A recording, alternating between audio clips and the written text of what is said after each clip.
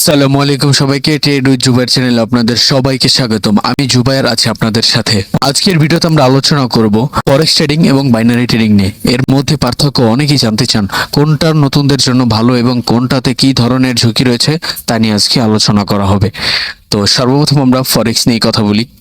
ফরেক্স market আপনি প্রাইসের ওঠানামা ভিত্তিতে ট্রেড করেন। এখানে সঠিক risk management, money management, stop loss ও টেক প্রফিট ব্যবহার করা যায়। যেমন ধরুন, আমি এখানে একটা ট্রেড নিয়েছি, স্টপ লস দিয়েছি $42, টেক প্রফিট দিয়েছি 130, ধরুন 1:2। তো আমি $25 বুক করে ফেলছি। এখানেই মজা, ফরেক্স ট্রেডিং এখানেই মজা। আমার যদি এখানে আইসা পরে ভাই, আমার $25 প্রফিট থাকবে, $130 আমরা ইনশাল্লাহ এটা হিট করবে। আর বাইনারি ট্রেডিং হচ্ছে,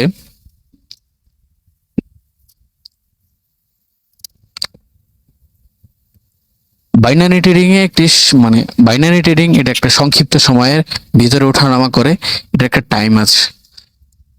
যেমন ধরুন, আমি এখন মার্কেট দেখে ধরেন 10 সেকেন্ডটা শেষ হোক। ভিডিওটি ভালো লাগলে একটি লাইক দিন ট্রেড উইথ জুবাইর চ্যানেলে। আর হ্যাঁ, নিত্য নতুন ভিডিও পেতে অবশ্যই কমেন্টে জানাবেন কোন বিষয়ে ভিডিও পেতে চান, ফরেক্স ট্রেডিং নিয়ে নাকি বাইনারি ট্রেডিং নিয়ে। দুটোর বিষয়ে আমি আপনাদের সাথে কথা বলবো। ওকে, সবাই ভালো থাকবেন, ধন্যবাদ।